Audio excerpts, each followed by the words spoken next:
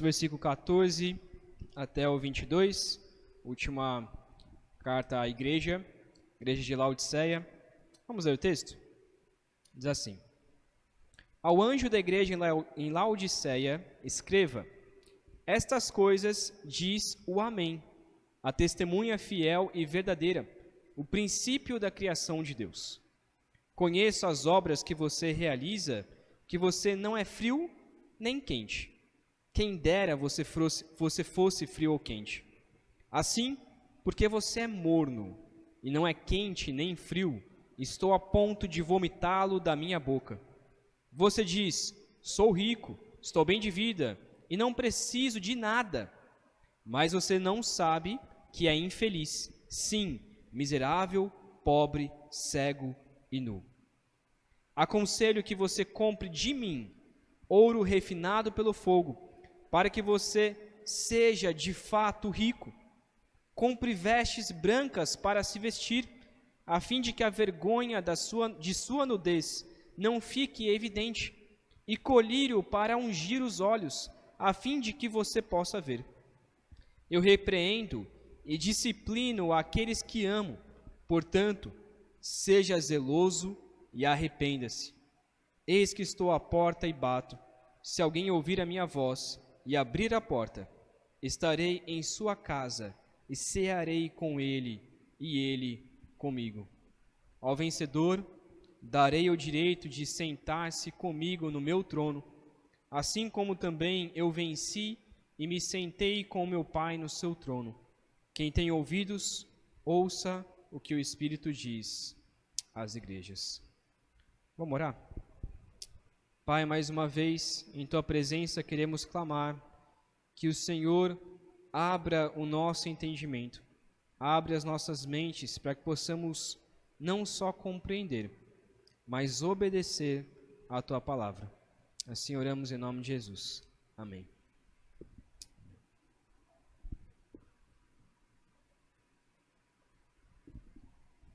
Você provavelmente, talvez já tenha ouvido a história ou a piada, o conto, que muitos pastores já contaram. Talvez você que já é mais velho de igreja, já ouviu a história do homem em cima do muro? Quem já escutou essa história? Muitas pessoas já escutaram, né? Apesar de que, teologicamente, ela não é uma história tão correta assim, mas é interessante de ilustrar o nosso texto de hoje. Um homem, a história conta, piadinha ou história, ou mais uma exortação, ela conta que um homem estava em cima de um muro e de um lado estava Deus dentro do céu e do outro lado estava Satanás ali no inferno. E de repente Deus, ele olha para aquele rapaz, olha para aquele homem e diz: sai daí, desce do muro, vem para cá. Vem para o céu, desce desse muro, vem para cá. E Deus, ele fica insistindo com que aquele homem saia do muro e desça e vá para o céu. E aí, aquele homem vê Deus insistindo com isso e olha para Satanás, e Satanás está quieto, de braços cruzados, olhando para aquele rapaz, como se nada tivesse acontecendo. E aquele homem fica achando meio estranho, e pergunta para Satanás: olha, Satanás, eu não estou entendendo. Deus está aqui clamando para que eu vá para o céu e você está aí de braço cruzado. Você não vai fazer nada. Você não vai me convencer de ir para o inferno. Então Satanás olha para aquele homem e diz: não, fica tranquilo. O muro é meu. Ou seja, você já está no inferno. O muro é meu. O que essa história ela ilustra? Que aquele homem, ele não estava se decidindo. Ele não tinha se decidido entre o céu e o inferno. Na verdade, ele já estava no inferno. Ele era um homem morno, que não tinha uma vida de agrado ao Senhor. O texto de hoje, ele fala bastante sobre pessoas que vivem talvez dentro da igreja, pessoas que que vêm aos cultos, que cultuam ao Senhor, mas são crentes mornos. São pessoas que estão talvez em cima do muro, que não se decidem e não vivem uma vida para a glória de Deus. Antes de nós irmos para o texto propriamente, a gente precisa olhar um pouco para a cidade de Laodiceia. Antes de nós olharmos para o texto, há 4 coisas importantes sobre essa cidade de Laodiceia que nos ajuda a compreender melhor o porquê Jesus escreveu essa carta, da forma como ele escreveu essa carta, dando o conteúdo também dessa carta. Não fica muito nítido na carta em si, mas quando você começa a ver outros estudos sobre como era essa cidade, Jesus ele usa os elementos dessa cidade para poder exortar essa igreja.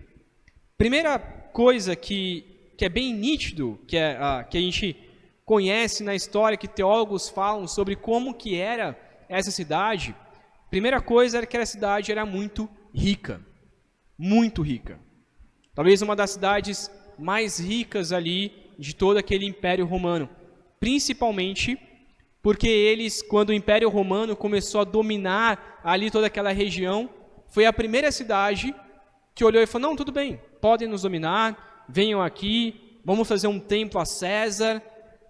Entram, não tem problema. Era uma cidade que não queria guerra com ninguém, ela só queria paz e não, pode entrar. E com isso a igreja foi se enriquecendo, a cidade foi se enriquecendo naquela época. A cidade era tão rica, mas tão rica, que ela tinha um enorme banco dentro da cidade com reservas milionárias dentro da cidade. Esse banco era muito famoso, fazia muitos empréstimos a outras cidades. Era uma cidade que não devia nada a ninguém, todo mundo queria ir para lá para se enriquecer. Ela era tão rica que em 61 depois de Cristo, um pouco antes de escrever essa carta, essa cidade foi devastada por um terremoto e os seus próprios moradores da cidade, reconstruíram a cidade do começo ao fim. Geralmente, as cidades elas dependiam do Império Romano para poder reconstruir a cidade, ajudar, mas os próprios moradores juntaram dinheiro e reconstruíram aquela cidade e deixaram ela mais bonita do que ela era antes. Isso é muito importante para a gente olhar no final, no meio do texto, a importância dela ser tão rica assim. O segundo detalhe da cidade é que ela tinha uma grande indústria de tecidos. Uma grande indústria de tecidos. Alguns diziam, rezavam uma lenda, que as ovelhas daquela cidade, elas bebiam uma água, que era essa água morna, que a gente vai falar daqui a pouco. Elas bebiam essa água morna, e aí por causa dessa água morna, os pelos das ovelhas, a lã da ovelha, ela ficava de uma maneira incrível, e com isso as indústrias, elas cresceram gigantescamente ali, e começavam a vender toda aquela roupa de uma lã fina, uma lã incrível. É claro que esse fato das ovelhas era mais uma lenda do que verdade, mas muitas pessoas vinham de outras cidades para poder comprar aquela lã especial dessa cidade de Laodiceia. O terceiro detalhe era que dentro da cidade a medicina era muito forte. Então, além dela ser rica, ter um grande banco, além da indústria de tecidos ser algo também extraordinário, ainda tinha uma escola de medicina, uma das escolas mais famosas de medicina, que era a escola de Laodiceia. Ela era tão boa que havia a escola de medicina, o hospital e um laboratório para onde vários cientistas iam para desenvolver o seu medicamento.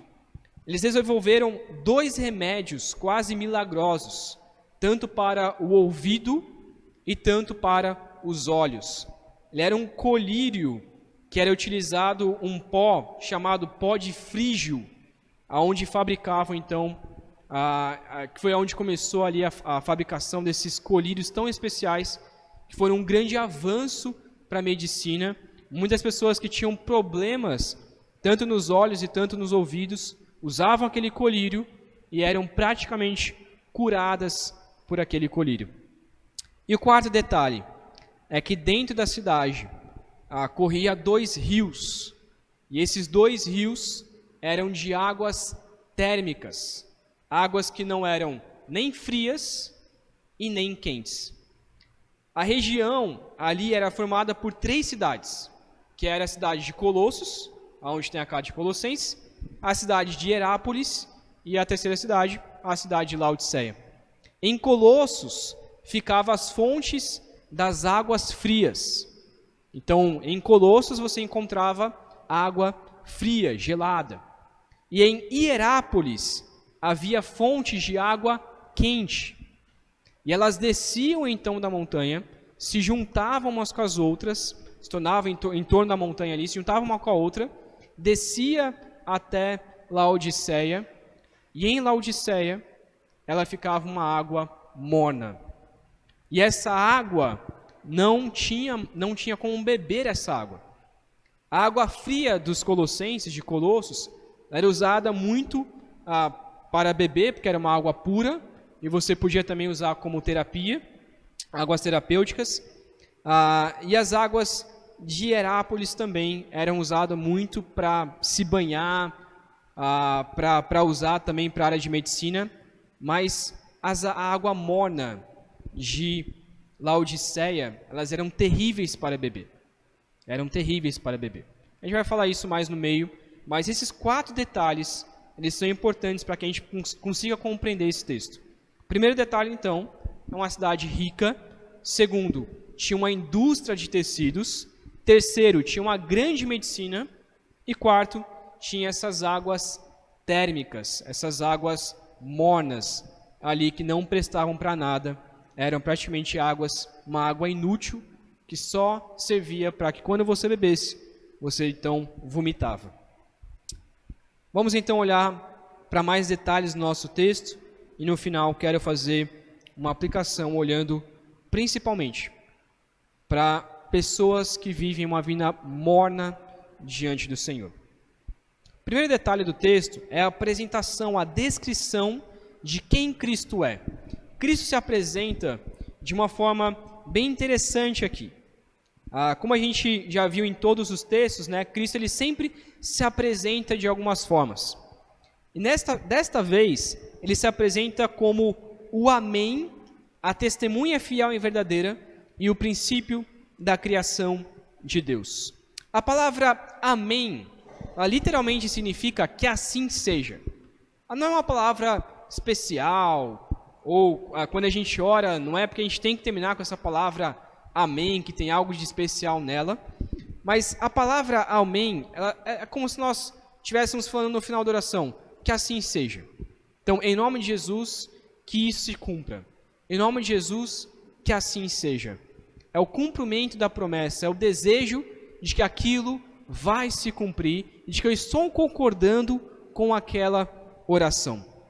Qual a ideia de Jesus, então, se apresentar como Amém? Ele está dizendo que ele é o cumprimento da promessa. Quando Deus promete alguma coisa, ele é a própria pessoa que cumpre.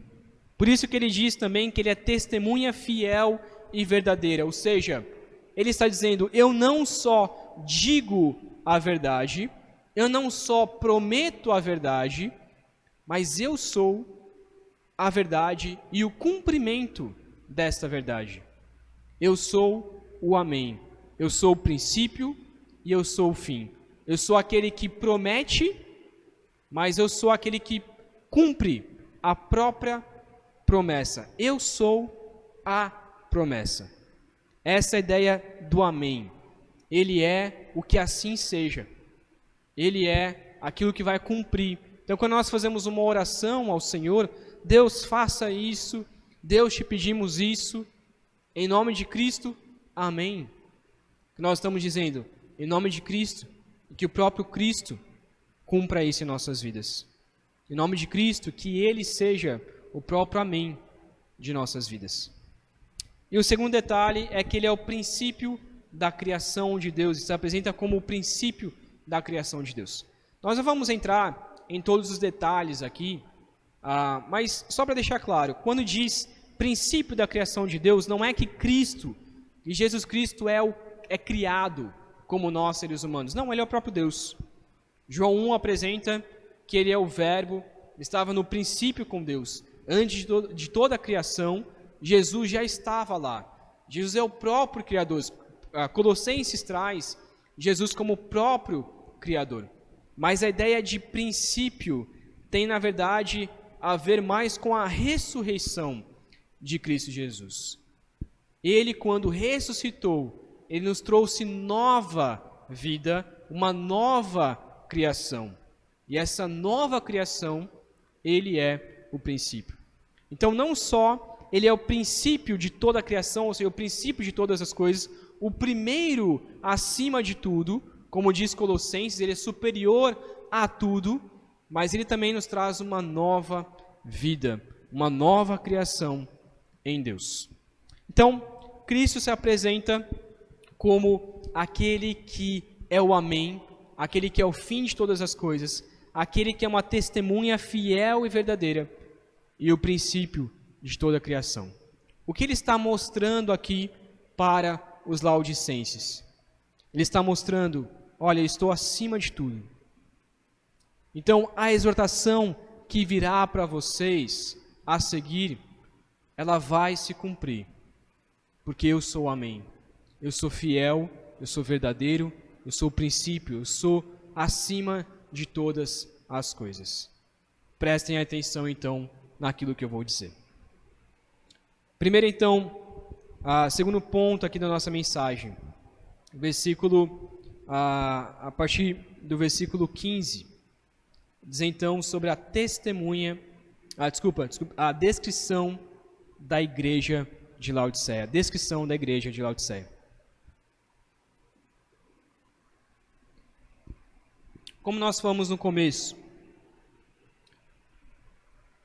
talvez você também esteja em cima desse muro.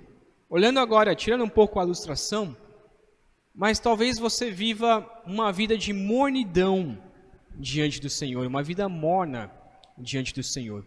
E é isso que o texto vai nos trazer. Versículo 15 diz assim: eu conheço as obras que você realiza. Você não é frio, como o rio de Colossenses, e nem quente. Você é morno. Quem dera você fosse frio ou quente. Versículo 16. Assim, porque você é morno, e não é nem quente e nem frio, estou a ponto de vomitá-lo da minha boca. Na vida cristã, há 3 temperaturas espirituais: um coração ardente, um coração frio e um coração quente. E um coração morno, desculpa. Jesus conhece a sua igreja. Jesus conhece o nosso coração. Jesus sabe como está o nosso coração diante de Deus. Às vezes, a gente engana. A gente acha que engana, na verdade. A gente acha que engana Deus. A gente acha que ao vir ao culto, vestir uma roupa bonita, poder estar cultuando a Deus, a gente diz para as pessoas: olha, eu tenho uma vida espiritual boa. A gente posta mensagens, posta versículos na internet, mas Deus conhece o nosso coração. Quem é casado, tem poucos casados aqui hoje, mas quem é casado sabe muito bem, aliás, a esposa ou o marido sabe muito bem como é a sua vida espiritual. E muitas vezes nós queremos enganar. Nós queremos chegar na igreja ou em ambientes onde há cristãos e se fingir de crente ou se fingir com uma espiritualidade um pouco mais daquilo que realmente a gente tem. Isso é muito comum. Isso é muito comum. A gente veste uma roupa e finge que é quente, e finge que tem uma boa espiritualidade, mas na verdade o nosso coração, ele está longe de Deus. ele está morno diante de Deus. O interessante é que a gente não tem nessa igreja nenhuma tentação, nenhuma perseguição, não há negação de Cristo, as pessoas não estão negando a Cristo, não há nenhuma apostasia ou abalos nessa igreja. Diferente de praticamente todas as igrejas que a gente viu. Essa igreja não tinha falsos mestres dentro da igreja. Provavelmente não. Mas era uma igreja morna. O problema da igreja de Laodiceia não era teológico, não era moral, não havia heresias, não havia pecado de imoralidade, não existe nenhuma exortação nesse sentido para a igreja. Parece que é uma igreja até que boa. Parece que é uma igreja que faz tudo correto. No entanto, é uma igreja que não está nem aí com nada. O que é interessante é que o que falta nessa igreja é um fervor espiritual. O que falta nessa igreja é uma espiritualidade verdadeira. É realmente essa igreja olhar para Deus e querer adorar em espírito e em verdade. O que acontece com muitas igrejas, e eu digo isso por mim mesmo, é que muitas vezes, por queremos ser tradicionais, uma igreja tradicional, uma igreja conservadora, por queremos ser, não fugir daquilo que é o normal da igreja, nós muitas vezes fugimos de um fervor com medo de fanatismo. Fervor não deve ser o mesmo do que fanatismo. Quando nós começamos a estudar um pouco mais sobre como era a igreja primitiva, a igreja do primeiro século, a igreja do século XVI, Jonathan Edwards, John Bunyan, Spurgeon e tantos outros pastores, tantas outras igrejas que eram igrejas conservadoras, eram igrejas firmes na palavra, eram também igrejas firmes espiritualmente. Eram igrejas que até tinham um pouco de alegria, de fervor, de alegria dentro da igreja, mas uma alegria em Cristo, uma alegria em Deus. Não era uma igreja morna que não se importava com nada. Jonathan Edwards, por exemplo, disse que nós precisamos ter luz na mente e fogo no coração. Nós precisamos ter luz na mente, ou seja, a palavra na mente, mas também precisamos ter fogo no coração. Muitas vezes, a gente se orgulha de ser uma igreja séria. Não, nós somos uma igreja séria. Mas às vezes, algumas igrejas por aí, e a nossa também muitas vezes, ela tenta se privar de coisas, de um fervor espiritual. Eu, por exemplo, me lembro no seminário que eu estudei, que era um seminário conservador, e eu achava interessante que todos os seminaristas, talvez cerca de 250 seminaristas, apenas um, e tinha que ser amigo meu, né? Mas apenas um levantava a mão durante a capela. E todos os outros seminaristas se achando mais espirituais do que aquele seminarista, aquele rapaz. Ele olhava e falava assim, não pode nem levantar a mão durante o culto. Ele está lá levantando a mão. E aí quando eu começava, gente, vamos bater palma. Aí os que se achavam mais sábios ficavam quietos, colocavam a mão no bolso. Não vou bater palma. Por que você não vai bater palma? Não, porque isso é contra a doutrina de Deus. Mas não só isso. Mas quanto mais eu via a vida daqueles seminaristas, dos que se mais achavam dogmáticos, que se mais achavam espirituais, que mais se achavam estudiosos da palavra, mais eu via que eles estavam afastados da palavra de Deus. E o nosso coração, muitas vezes, é um coração assim. Queremos ser sérios, queremos ser uma igreja séria, mas muitas vezes deixamos de lado o fervor espiritual. Nós escutamos mensagens, olhamos para as músicas, cantamos as músicas, mas com o coração frio, ou melhor, com o coração morno diante do Senhor. Sei, não, vamos cantar aqui e pronto, acabou. Não tem espiritualidade. Muitas orações são simplesmente orações do começo ao fim, que não tem sentido algum, não tem fervor naquelas orações. Eu não estou dizendo aqui que devemos falar em línguas, levantar, rodopiar ou coisa parecida. Não, claro que não. Isso já tira a razão da fé. Mas devemos ter fé no coração. Devemos ter fervor, amar a Deus de todo o nosso coração. Muitos crentes têm medo de entusiasmo, mas o entusiasmo é parte essencial do cristianismo. Não podemos ter medo das emoções. Eu lembro, numa igreja que eu e a Priscila estávamos, muitas vezes a Priscila só de chorar durante o culto.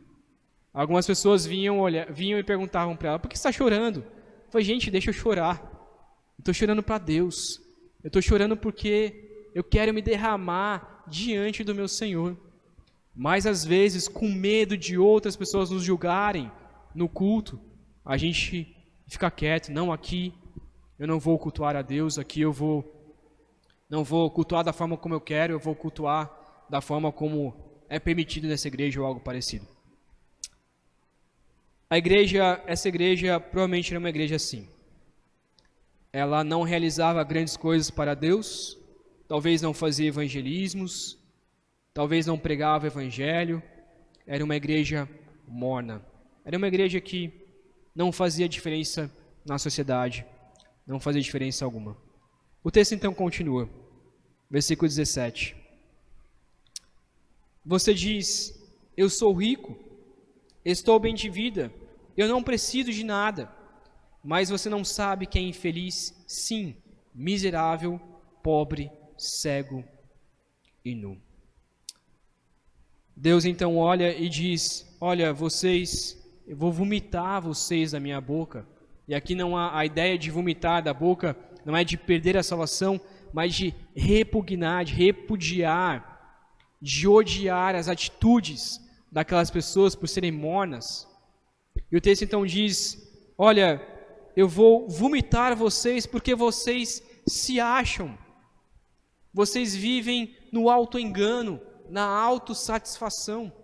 Vocês dizem, olha, nós somos ricos, nós temos o maior banco da cidade, nós temos uma vida boa, nós temos a maior indústria, nós temos tudo aqui, não precisamos de mais nada, estamos bem de vida, não preciso de mais nada.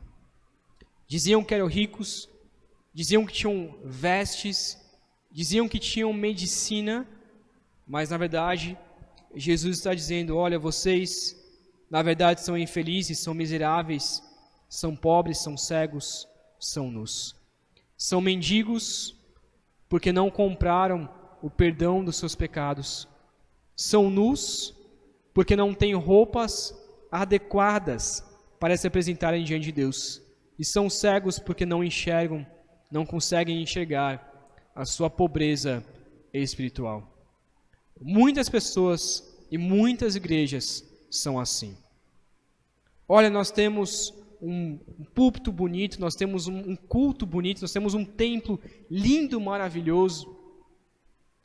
Às vezes eu fico vendo algumas igrejas por aí, eu falo, meu Deus, para que tudo isso? Para que toda essa riqueza?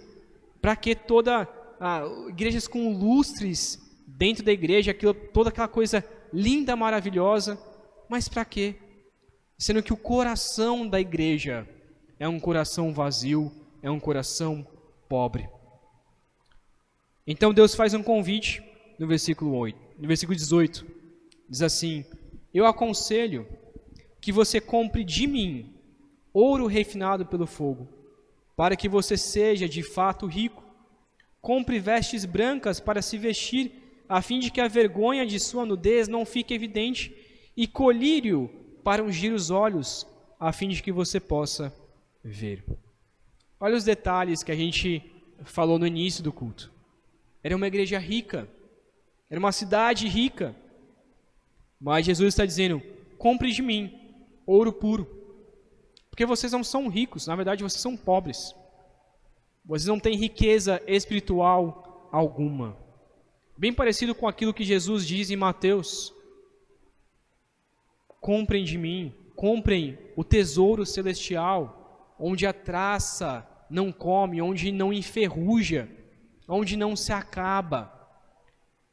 Jesus está fazendo um convite: olha, compre de mim um ouro refinado pelo fogo, a riqueza espiritual. Compre de mim uma riqueza divina, porque vocês são pobres. Compre vestes brancas. Não, Deus, mas nós temos aqui a maior indústria de tecidos.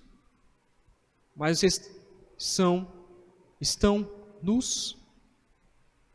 Compre de mim vestes puras, uma roupa pura, para que vocês cheguem ao céu e possam entrar.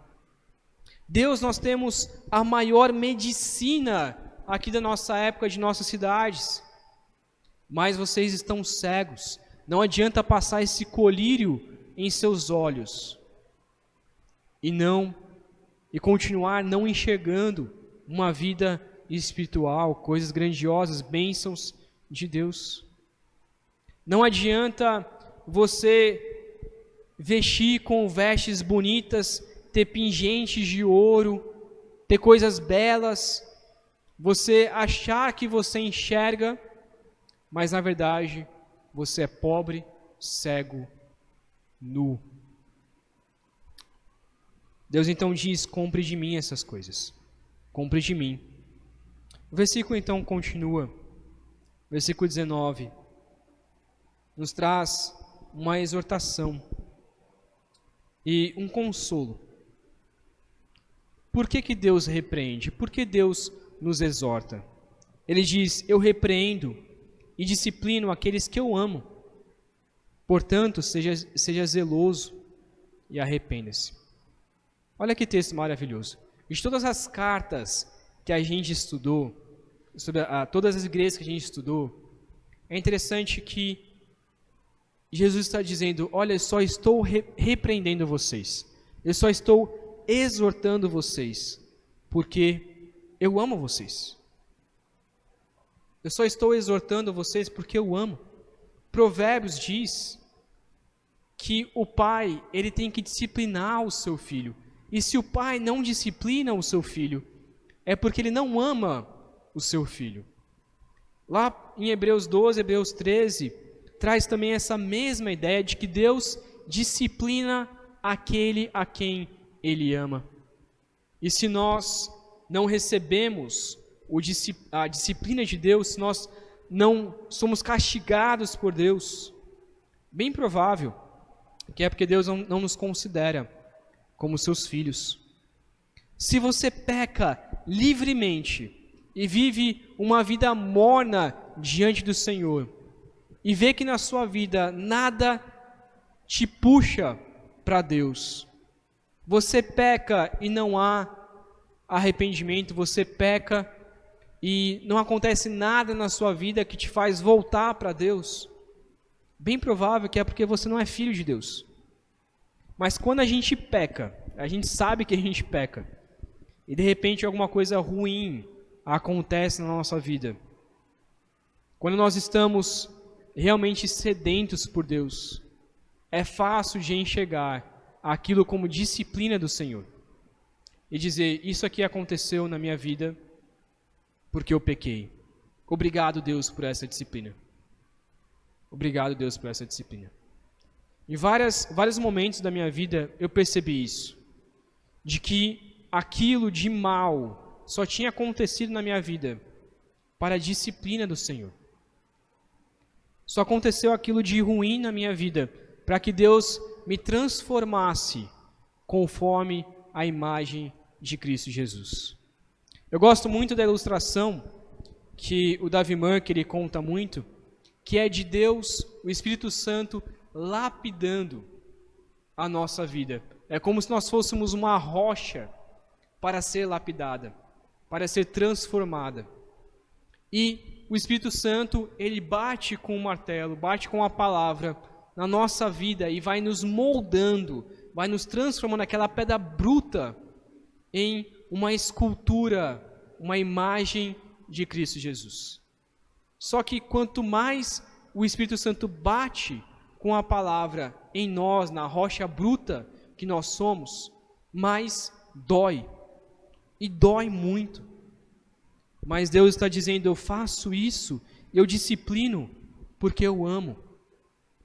Deus nos disciplina. As coisas ruins, muitas vezes, acontecem na nossa vida para quê?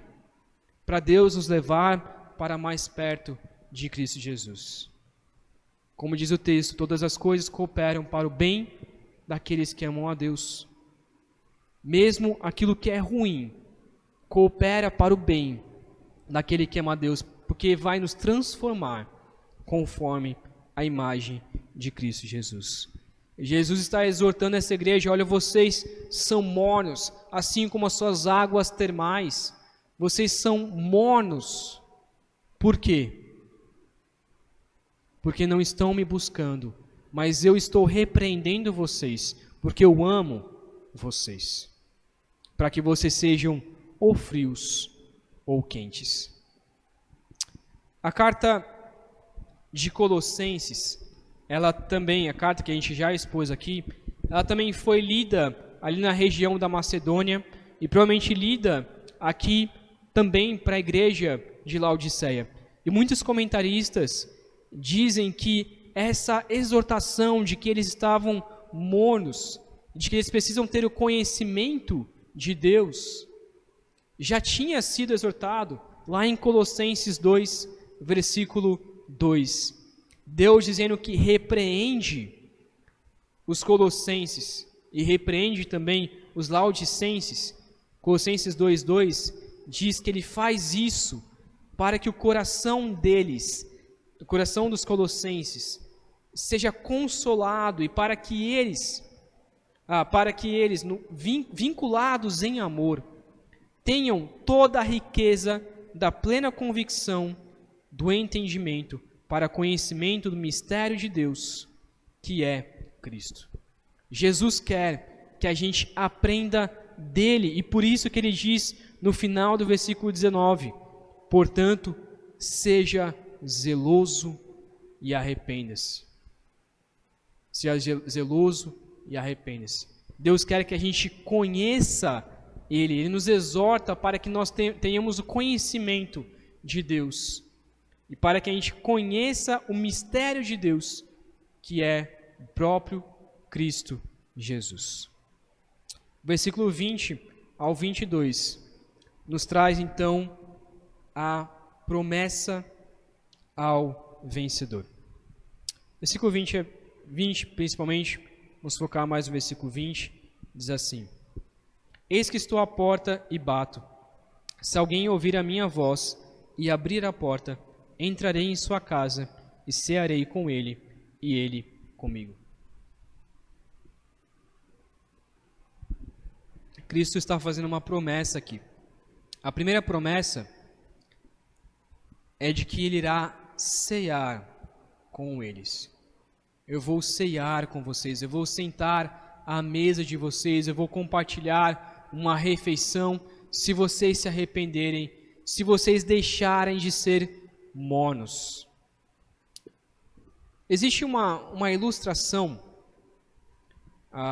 que depois eu posso colocar no grupo, mas é uma imagem muito famosa mesmo, que é uma pintura de Roman Hunt.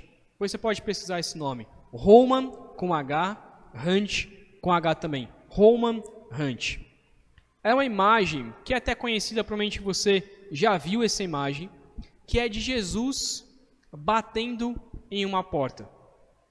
Jesus batendo em uma porta. O Roman Hunt, ele ilustrou, ele pegou exatamente esse texto e fez essa sua ilustração ali, colocando exatamente essa ideia. Mas há um detalhe nessa pintura que poucas pessoas perceberam, e até uma discussão se realmente isso é um detalhe importante ou não, que a porta a qual Roman Hunt pintou, ela não tem maçaneta. Então Jesus está batendo em uma porta sem maçaneta. E ele ilustrou isso, alguns dizem que ele ilustrou isso, para mostrar realmente o que Jesus quer de sua igreja e o que Jesus quer dos nossos corações. Aqui nós não estamos falando de salvação.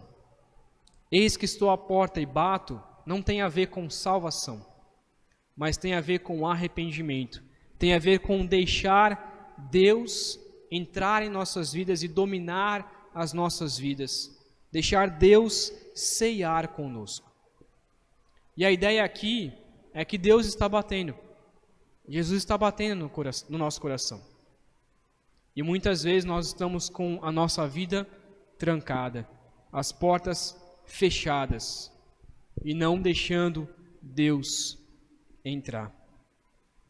Hernando Dias Lopes conta uma ilustração interessante.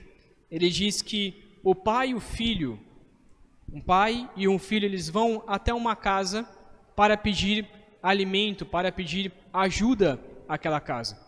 Eles ficam batendo naquela porta, batendo inúmeras vezes naquela porta, mas ninguém abre. Mas eles escutam o barulho dentro daquela casa, longe, no último quarto daquela casa, escuta muito barulho. Eles ficam batendo, querendo entrar naquela casa, mas ninguém abre. Até que o filho, ele olha para o pai e diz: Pai, eles não estão ouvindo, porque estão muito ocupados com outras coisas dentro daquele quarto. Por que ele conta essa ilustração? Porque é exatamente como essa igreja era, exatamente como muitas vezes o nosso coração é. Estamos tão ocupados com outras coisas. Estamos ocupados com, a igreja está ocupada com o banco, com o tecido, com as roupas, com os seus colírios. A gente fica preocupado com a nossa vida, com o nosso dinheiro, com as nossas roupas, com aquilo que nós vamos vestir. Nos preocupamos com a nossa saúde, mas não nos preocupamos com a nossa vida espiritual. Estamos tão ocupados com outras coisas. Estamos ocupados no quartinho do fundo com outras coisas, mas não deixamos o próprio Cristo entrar para nos disciplinar, para nos exortar. Cristo está batendo na porta, uma porta que não há maçaneta, uma porta que Ele espera que a gente possa abrir, para deixar Cristo reinar em nossos corações. Mas a gente se preocupa com tantas outras coisas e esquece da disciplina, do arrependimento do Senhor. A promessa aqui, então, no versículo 21 e 22 é a seguinte: ao vencedor eu darei o direito de sentar comigo no meu trono, assim como eu venci e me sentei com o Pai no seu trono. Quem tem ouvidos, ouça o que o Espírito diz à igreja. A promessa aqui é de nos sentarmos juntos com Deus no seu trono. Há uma discussão se a ideia é no trono de Deus, no trono de Jesus ou ao lado do trono de Jesus. E por isso o próprio Jesus também está ao lado do trono do Pai. Mas eu acredito que a ideia aqui tem mais a ver com uma mesa se estendida ao lado do trono de Jesus, aonde nós poderemos ceiar com o Senhor. Por isso que ele diz no versículo 20 que ele vai sentar à mesa e ceiar conosco. Algumas pessoas, principalmente os judeus, eles têm muito aquela imagem de que nós ficaremos todos de pé e aí o trono de Jesus, de Deus lá longe, e nós todo mundo de pé olhando aquele trono. Mas a Bíblia nunca apresenta essa ideia de estarmos de pé e o trono longe de nós. A Bíblia sempre apresenta, principalmente em Apocalipse, de que haverá uma mesa onde nós assentaremos com Jesus e banquetearemos com Jesus. Tomaremos a ceia com Jesus, olhando para Jesus ali. Eu não sei como será, de uma forma milagrosa, uma mesa tão grande com todos os cristãos ali reunidos, mas é essa ilustração que a Bíblia nos dá o tempo todo, de que nós nos assentaremos na mesa com o próprio Jesus, Jesus perto de nós. E ele então diz que nós nos assentaremos com ele, se nos arrependemos e se deixarmos a nossa vida morna para buscar ao Senhor de todo o nosso coração. Eu quero encerrar esse sermão fazendo uma aplicação sobre uma vida morna diante do Senhor, uma vida espiritual morna diante do Senhor. Eu não sei você, mas eu não consigo me considerar uma pessoa quente, com fervor diante do Senhor. E acho que talvez eu nunca me sinta assim. Eu conheço a minha vida, e como eu disse, como casado, minha esposa conhece a minha vida. E quanto mais a gente vive com as pessoas, a gente sabe o tempo que a gente gasta com a palavra, a gente sabe o tempo que a gente gasta na oração. E eu tenho certeza que a minha vida não é uma vida quente diante do Senhor. E eu queria que você pensasse também sobre isso. Será que você se considera bem espiritualmente? Queria que você parasse e realmente pensasse no seu coração. Eu sei que o meu coração, ele muitas vezes é afastado de Deus. É uma luta ler a palavra de Deus. É uma luta passar alguns minutos orando ao Senhor. É uma luta. Eu queria que você pensasse não em outra pessoa, mas em si mesmo. Pense em você.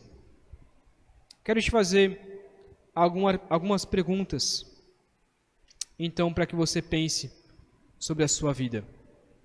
Será que você está sendo indiferente com alguma coisa, com a vida com Deus? Você tem um desejo de buscar a Deus? Você tem um desejo de ler a palavra? Todo dia que você acorda, qual é a primeira coisa que você faz? É pegar no seu celular ou é pegar na palavra do Senhor para meditar nela? Você tem o desejo, a vontade de gastar minutos ou horas orando ao Senhor? Você tem o desejo de ser disciplinado pelo Senhor? De realmente orar a Deus: Deus, por favor, me disciplina. Deus, por favor, me perdoa pelos meus pecados, eu confesso meus pecados diante do Senhor. Me disciplina por causa desses pecados. Você realmente se arrepende quando você peca contra Deus? Ou você simplesmente diz: Deus, me perdoa pelos pecados, eu pequei mesmo, e pronto, acabou? Ou realmente você se arrepende e diz: meu Pai, me perdoa, com todo o meu coração? Você chora diante do Senhor, se derrama diante do Senhor? Você tem medo de ir para o inferno? Você entende os riscos que você toma se continuar no seu pecado? Você procura a ajuda de líderes e de cristãos mais maduros para te ajudar na luta contra o pecado? Você serve à igreja e serve ao próximo? Você é indiferente com a necessidade de outras pessoas? Como está o seu coração? Se a maioria das respostas foram negativas, mais negativas do que positivas, e provavelmente foram, então você está bem morno. Não adianta você vir no culto, levantar a sua mão, cantar alto, chorar, ou em casa colocar músicas cristãs, se você não para, se não tem sede de orar, de ler a palavra de Deus e ter tempo com Deus. Nós devemos arrepender de todo o nosso coração, buscar a Deus enquanto nós podemos encontrá-lo. Lembrar que somos salvos por Cristo, que fomos libertos do inferno, nos alegrar disso e ser um motivo de não pecarmos. Ler a palavra com sede, orar com vontade de conhecer e conversar com Deus. Confiar em Deus de todo o nosso coração, servir a Deus, à igreja e ao próximo. Evangelizar os que estão condenados ao inferno. Quero encerrar com um texto de Jeremias 9, versículo 13, em que diz assim: vocês vão me procurar e me achar, pois vão me procurar com todo o coração. Vocês vão me procurar e me achar, pois vão me procurar com todo o coração. Se você está vivendo uma vida morna diante do Senhor, sem fervor algum na sua vida, se arrependa. Busque a Deus. Pense nessas perguntas que eu acabei de fazer. Que 2022 possa ser um ano em que você busque a Deus acima de todas as coisas. Não faça promessas vazias, mas a promessa que você deve fazer ao Senhor é: Deus, me ajuda a buscar ao Senhor de todo o meu coração. Me ajuda a ter sede da palavra. A gente não para, a gente tem um grande desafio muitas vezes de ler a palavra toda em um ano. Mas a palavra toda em um ano, a gente não gasta nem 30 minutos para ler a palavra, 30 minutos por dia, para ler a palavra toda em um ano. Nem 30 minutos. E às vezes a gente não consegue nem fazer isso. É o mínimo que a gente deveria fazer. É de ler a palavra, gastar muito mais do que 30 minutos por dia lendo a palavra do Senhor. Que nós possamos ser cristãos fervorosos, uma igreja fervorosa. Eu não estou falando aqui de neopentecostalismo ou coisa parecida. Eu estou falando aqui de um fervor diante do Senhor. O meu desejo é que a cada dia mais, a cada domingo que a gente vê, a gente possa melhorar nosso fervor diante do Senhor, nos derramar de fato diante do Senhor, prestar atenção na palavra, nos arrepender de nossos pecados, nos derramar diante dele, chorar e nos alegrar diante do Senhor. Vamos orar? Pai, nos perdoe porque somos mornos. Nos perdoe porque o nosso coração está longe do Senhor muitas vezes. O Senhor sabe a vida que nós levamos. O Senhor conhece os nossos pecados. O Senhor conhece a nossa hipocrisia. Tantas vezes que fingimos que somos fortes, mas na verdade somos fracos. Fingimos que somos ricos, mas somos pobres. Fingimos que somos saudáveis, mas na verdade estamos mortos diante do Senhor. Pai, nos ajude a Te buscar todos os dias. Nos ajude a ter amor pela Tua palavra, a ler todos os dias com sede de ouvir a Tua voz. Nos ajude a orar mais, a querer conversar com o Senhor, a ter um bom tempo e colocar o nosso coração diante do Senhor. Nos ajude a amar a igreja, a servir os nossos irmãos com todo amor. Nos ajude a amar o próximo como a nós mesmos. Nos ajude a sermos mais fervorosos, mas um fervor que venha do Senhor e não um fogo estranho. Em Cristo nós oramos, aquele que é o próprio Amém. É no nome dele que oramos. Amém. Amém. Deus abençoe, meus irmãos. Tenham uma ótima semana, um ótimo 2022 e que neste ano você possa buscar cada dia mais o Senhor. Amém? Deus abençoe.